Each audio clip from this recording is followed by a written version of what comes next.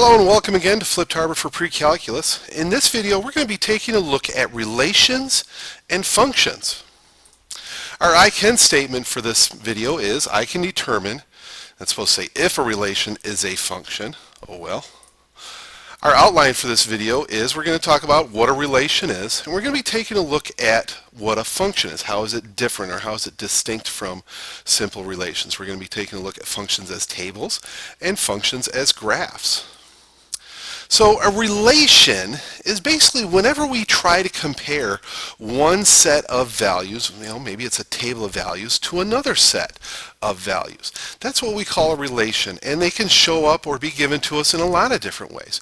We might have an equation like y equals x squared plus 4. That's definitely a relation. We have some numbers that we could plug in for x.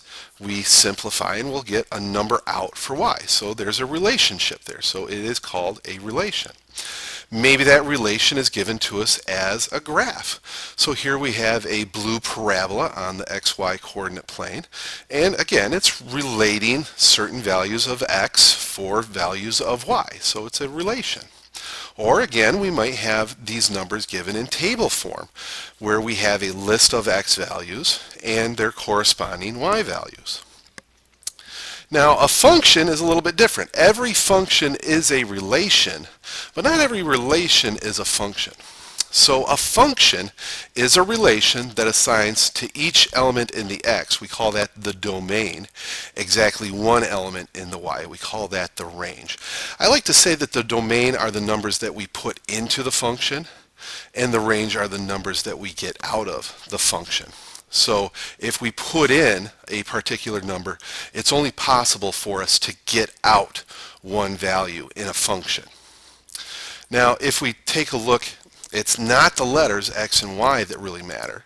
We could use any letters we want. We could use m's, we could use a's, we could use n's, we could use anything. Okay, it's not the fact that they're x and y. We label one of them the domain, the numbers that go into the function, and then one of those values, set of values, is the range, the numbers that come out.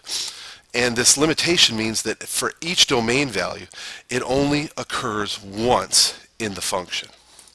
So if we take a look at our table from earlier, not that you really had to write it down, but our table from earlier is not a function because we see 3 twice in the list of domain values.